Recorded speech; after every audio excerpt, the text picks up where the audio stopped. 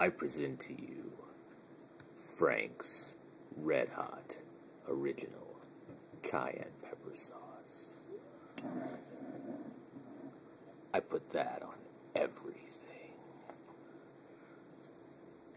Banana?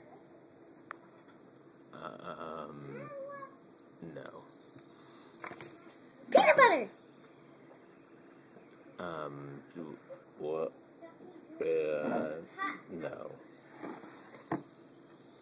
Ice cream? That's,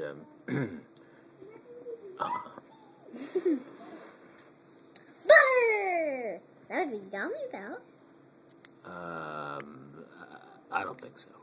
Aww. What about the taco filling? It's still spicy. It would be extra spicy, though.